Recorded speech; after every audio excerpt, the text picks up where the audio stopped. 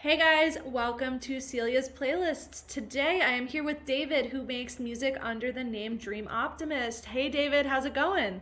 Hey, it's going all right. Yeah, thanks for having me. Of course, of course. So, David, can you tell me a little bit about your musical history?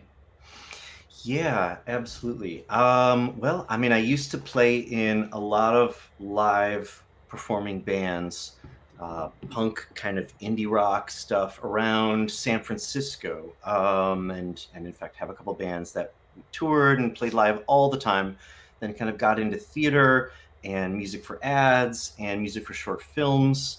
After those bands kind of imploded, although we did have one album that got into the CMJ charts under Cool. 200 many years ago, but then just kind of took a lot of time off for various personal reasons and came back with this project kind of after simultaneously starting to try to write a musical, which is still ongoing also. So kind of like all roads led back to just creating a project to kind of push more music out just as an opportunity for creative expression.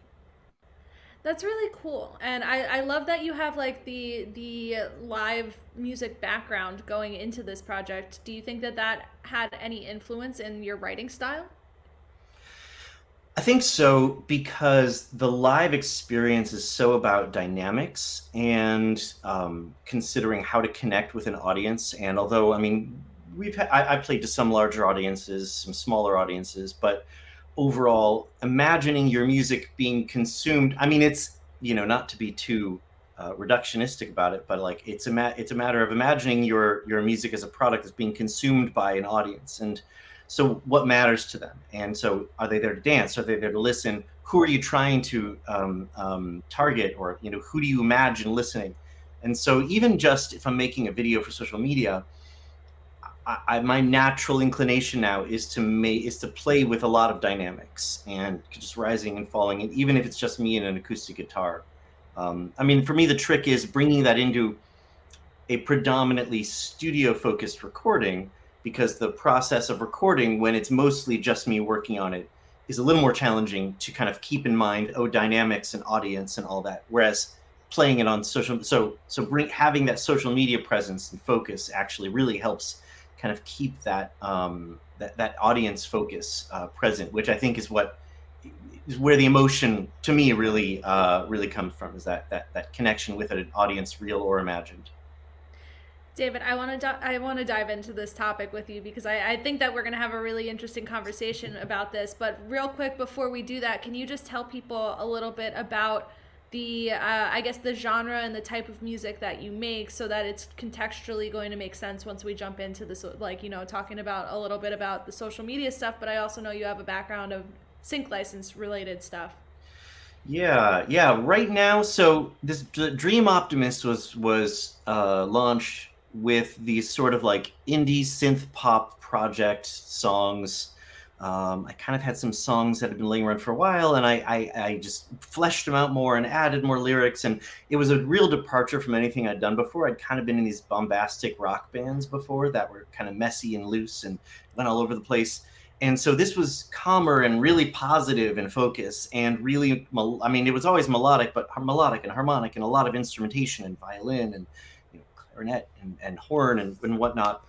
Mm-hmm. um, which that kind of came from because the last thing I had done really was I'd spent a couple years doing music for ads a while ago, but about 10 years ago, and a lot of that was just really varied. So I did a classical song, and I did steel drum song, and I did just a hard rock song and an electronic kind of house song, and so really kind of learning how to do a lot of different things I didn't know how to do, which that came from my having done a lot of theater scoring and musical direction in San Francisco, where they just needed what they needed and I had to kind of figure it out. And so it was a lot of like realizing that I liked that kind of thing, that music as problem solving, and like we're going to make something. So to support this scene, it needs to sound something like this, whether it's a short film or a theater or whatnot. And so that was a lot of instrumental work. And as I said, even getting into like classical instrumentation and orchestration, or semi-classical, I guess. So, I'm also doing a lot of instrumental work on the side that maybe isn't quite getting out the door because it's just hard to find time for everything. And but I have this big backlog of songs that I'm trying to produce into this project, just because it's really it's a nice kind of just way to focus my energy. I like that it's giving you an outlet, basically, for all of the creativity that happens in your head. Because I, as someone that has a lot of creativity in their head, understand needing somewhere to put it and also a place to like house it. You know what I mean? Like Yeah, something to have as the umbrella thing, and that's kind of how we ended up here, in one way, shape, or form. yeah. So I like that you just like you have like a bunch of different things in your background. So this is going to be an interesting conversation as we move forward. You seem like you have just as many projects and things going on in your head as I do.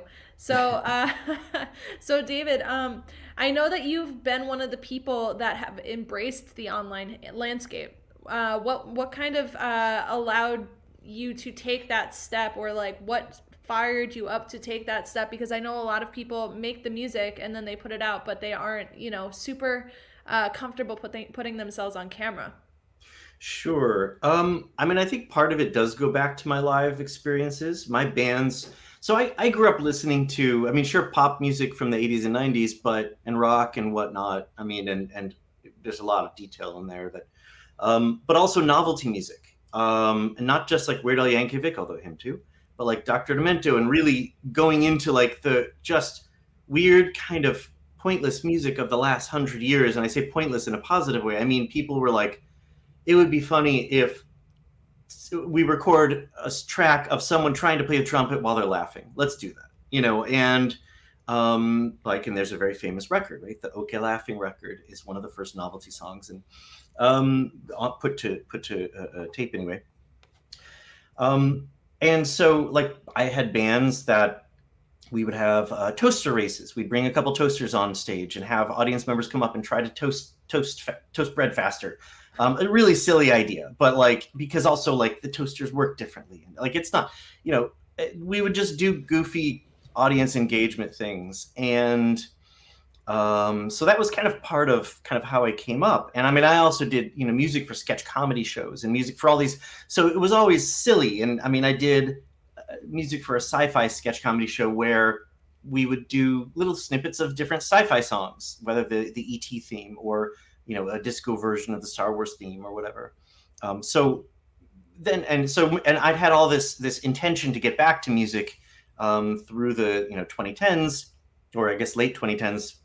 I was always kind of writing more music, and had all these projects just sort of simmering. And then, I mean, COVID hit, and so I no longer had the opportunity to see friends as much, which also, I mean, as a slightly older guy, people stop hanging out in person anyway.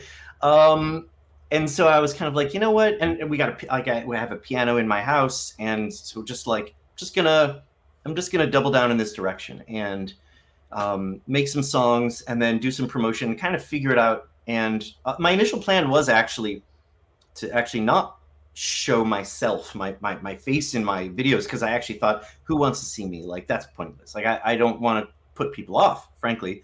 But then I was like, you know what? No one's seeing these videos anyway. It's so hard to be seen. So I'm just not going to worry about it. And so now, it's the distance between an idea and a produced video. I mean, I make very low budget videos, but I was like, I want to do a cover of this song, so I'm just gonna bang that out, and it takes me as long as it takes to record the thing, because usually I can pick it up fast, and then I post it, and sometimes people like it, sometimes they don't, and then or do a promotion for my own thing, or whatever. So really, it's just a willingness to be experimental and silly and not take it too seriously, but also understanding that the whole point is that nobody, like, it's so loud out there, and most likely no one's ever going to see what I'm doing anyway. And I played in bands for years where we'd have a couple big shows, but mostly no one heard us. And so I really just wanted someone to hear the music I was making. And just it didn't I don't expect tens of thousands of people, but there's a few people that I've had reach out over the last 2 years, and they said, I really like what you're doing. This actually meant a lot to me. And then there's the next day, and you deal with life. But that moment, like, that actually it's really cool when it happens, rare though it is. I totally understand that. I could just sit here and listening to you like talk, because like I can tell how passionate about this you are. And you know, it's really cool to hear that, you know, you're taking these steps and you're not allowing things to, like, you know, be that limiting belief. Because I actually was watching a video, and one of the limiting beliefs that people, especially if they're over a certain age, if they're an artist, they think, I'm too old, I'm not young enough to be an artist. But if you think about it, you're making music from a perspective of, you know, an older person, and also older people need music that they can relate to. So Sure. I'm glad that you also are putting yourself on camera, because people are going to see, hey, like, this looks like, you know, someone that I could be friends with, or someone that, like, you know, I would like to go see, or, like, you know, I would grab a drink with David, Sure, you could have a like. beer with me. Yeah. Exactly. So Well, and if I'm wrong, and it is true, like actually people don't want to see me. They don't have to. It's really easy to exactly. not see me. It's way easier to not see me than it is to see me, actually. That's true too. So I want to kind of like ask you kind like a little bit about. There's so many things I want to ask, but I want to ask about your process. So I know that you have this extensive background in music, but when you're either taking songs from, I guess, like your someone called it a scrapbook earlier, like Hmm. essentially like the things that you started and haven't finished and you wanted to put through this project, like, you know, what does your creative process look like from that step through, I guess, Yeah. producing it yourself? So there's definitely two phases. I mean, writing versus recording are very Mm-hmm. different. So sometimes I will just sit at the piano. I really like the piano as a writing tool. Having used guitar as a writing tool for so long, I like doing something different, and kind of just let my hands fall in places and see what happens. Sometimes it leads to a new song. Sometimes it doesn't. More often it doesn't. And if it does, then I'll sometimes try to translate it to guitar and see what that does to it, and then end up kind of going back and forth because it makes it a very different thing. Uh, Maybe lyrics occur to me, maybe different sections occur to me. It's very easy to write a song, insert like start to finish music. For me, it's much. The next step is like, are there lyrics or a chorus or something, some idea that wants to come out in it, that wants to be expressed? I'm happy to produce just an instrumental song, but so if I can come up with a lyric, then maybe. Most recently, I've then kind of taken to social media and kind of made a video and been like, hey, I wrote a new thing, here it is. And then to see if anyone finds that compelling. It doesn't influence me negatively if they don't necessarily, because if I find it interesting, I'll still pursue it. Um, so I do have this huge backlog of just little snippets of ideas, whether it's a full song or a chorus or a verse or whatever.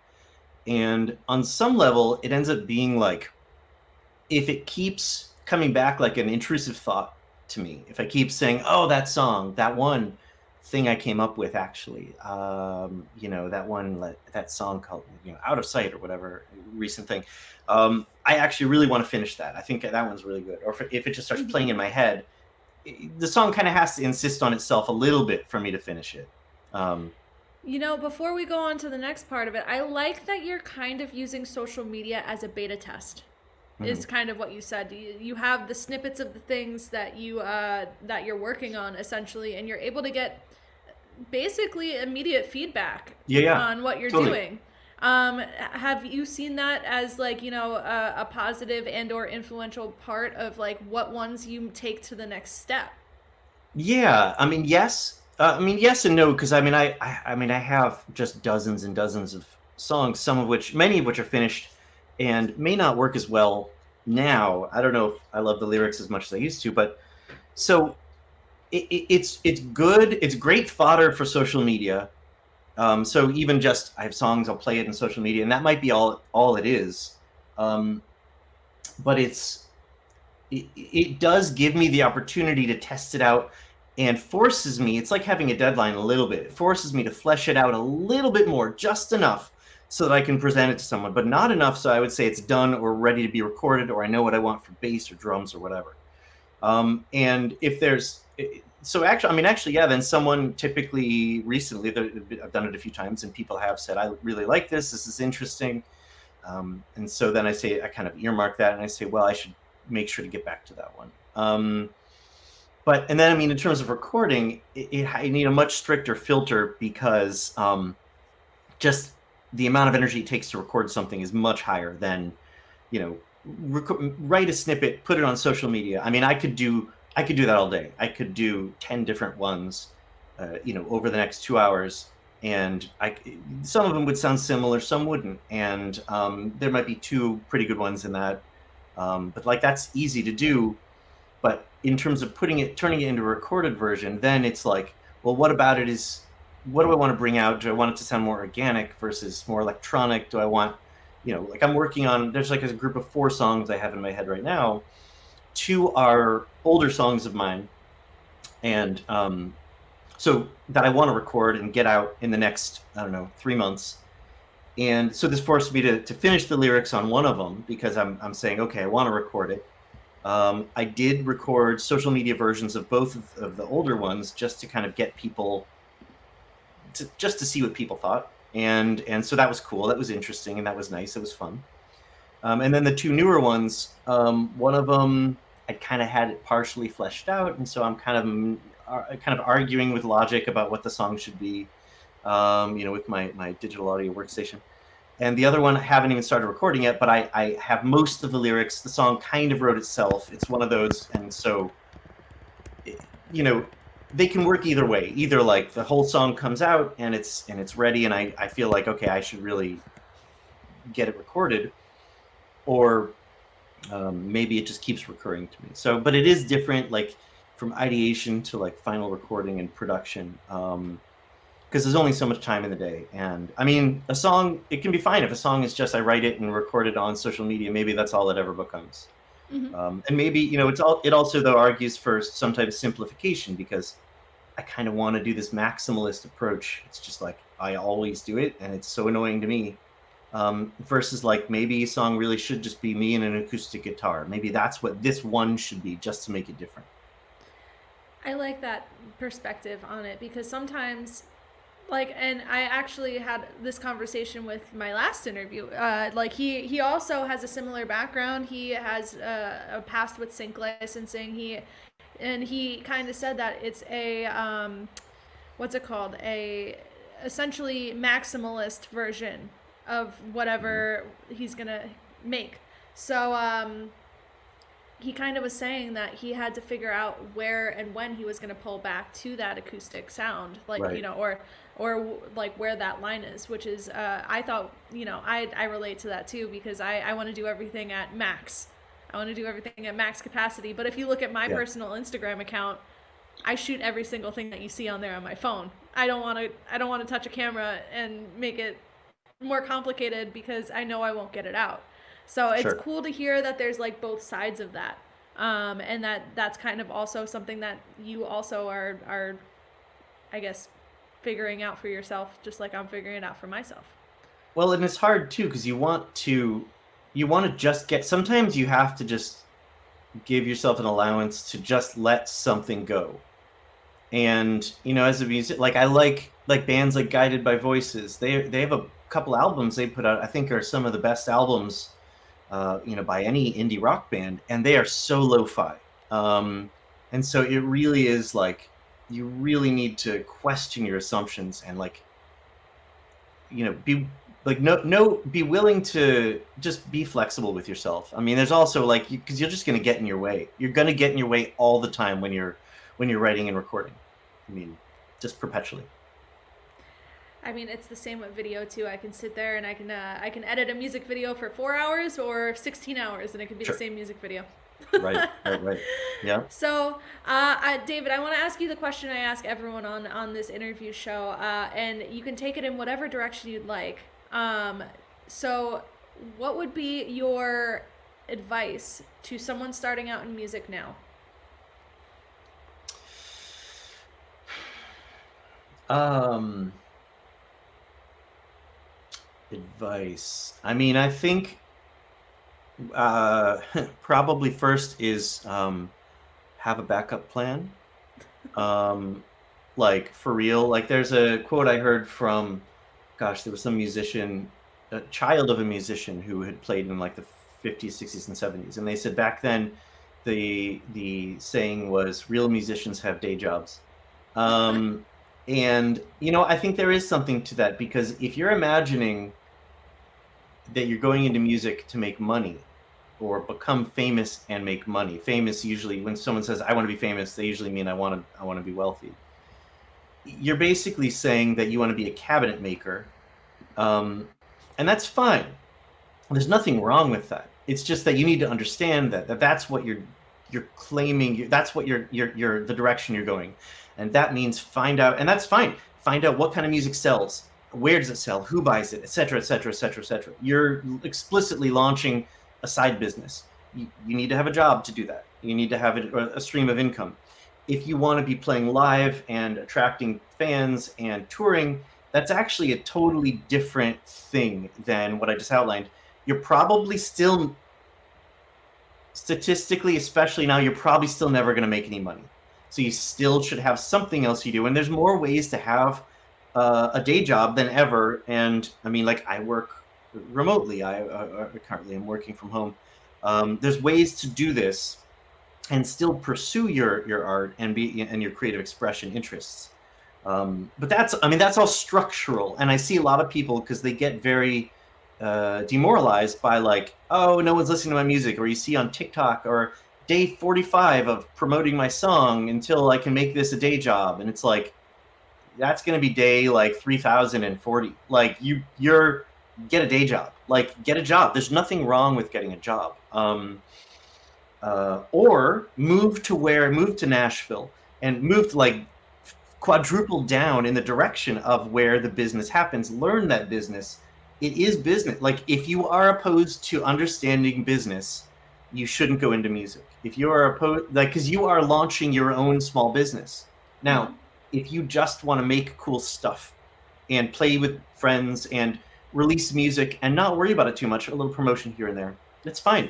I actually think I love learning music theory because it helps me understand music.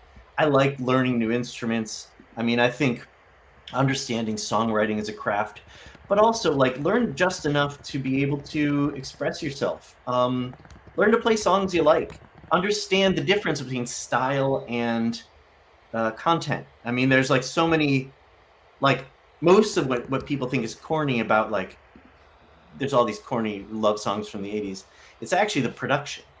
If you take away the production and just make it a person and a piano or a person and a guitar, the song sounds totally different. And it's from Islands in the Stream to, I don't know, to what have you. So there's a lot to learn, but you don't need to be perfect at any of it. It's more like being excited to learn, and you can start off wherever you are, and it's totally fine. But I just think you will enjoy it more if you approach it from an excited to learn mindset, as opposed to the idea that I am an artist, I'm 22, and maybe I'm a musical genius. Because it's like, you might be, but what if you're not? And what if you want to stack the deck in favor? I mean, it's the David Bowie theory, where, like, David Bowie talked a lot about how he was explicitly not a genius. He was smart, and he worked hard, and he worked perpetually. And he would hire musicians and be like, okay, guys, go do weird stuff, and then I'm going to lay something down over it. And he got the coolest, weirdest musicians of the day, and they would do their thing, and he would do something over it. And so it's like, work as smart as you can, in case you're not a genius, because you probably aren't. Someone might be. I mean, and that's great. That's great, but don't count on that saving your butt. I really like the fact that you are talking a little bit about, the day job version of things. And I also like that you're talking about, working smarter, not harder, because those are two things that, especially in the, like, when I'm doing my strategy meetings and consulting, those are some of the things that I talk about, because like, one of the big things, and I'm just going to do the kind of like a quick tangent and then get to the last question, because I want to make sure that we get to everything in here. But one of the biggest things is them understanding business and changing that structure of their life so that they can actually sustain this, because a lot of people come to me and they're like, I don't have enough time for this, or I want to figure out how to make music some sort of yes, like, day job, but, like, more so, like, I want to have something related to music as my Yeah. day job and things Right. like that. And those are Mm. some of the things that they come to me about. And I'm like, all right, well, these are monetizable skills. These are things that you Right. can make shifts towards, but you also have to make sure that you're ready to make those shifts in your structure of your life. Because, like, Yeah. I'm in one of those transitional moments right now. And, like, being able to have someone to help guide you through those transitional moments is also helpful. Totally. No, it's a marathon versus sprint mindset. That if you're viewed as a marathon, like I'm, that's why I'm doing music now. I'm just kind of like, well, I'm still doing it because I care about it, and it's just what I like to do. If you view it as a sprint, and there's that view, like again, if it's your business, it's like the idea of like making your own startup. You really should set a time. You should say, okay, I'm going to work on this for 18 months and I'm going to put everything into it. And if at the end of 18 months, I'm not at this point, I'm going to do something else. And you need to be realistic with yourself. But if you're like, unless you're, I'm just going to go for the long haul and I'm going to do this for the rest of my life and I'm going to start chipping away at it, it's a completely different mindset. Definitely, definitely. So, my last question is, where can people find you? Where can people find your music? My favorite place for people to find my music is Spotify, under Dream Optimist. Technically, I'm on Apple Music too, but under an old, I had to change my name because of a legal conflict, which not a problematic one. It was very simple and straightforward. And Apple hasn't updated that. It's been a long time, and I don't know if they ever will. So Spotify, Dream Optimist. Spotify. Also, though, I mean, probably right now in priority order in terms of like where I tend to hang out, it's so Spotify for sure. Um, TikTok and Instagram. I do spend time there. I've started kind of going live on TikTok occasionally. It's kind of fun. Sometimes I'm working on recordings. Sometimes I'm just hanging out. Sometimes I'm playing music. I don't have a regular schedule, but I'm there, and it's pretty fun. I've been enjoying that. Instagram, similarly, not doing the lives there yet. I don't know if I will. I guess if TikTok goes away, maybe. But We'll it's know in the less of future. a yeah.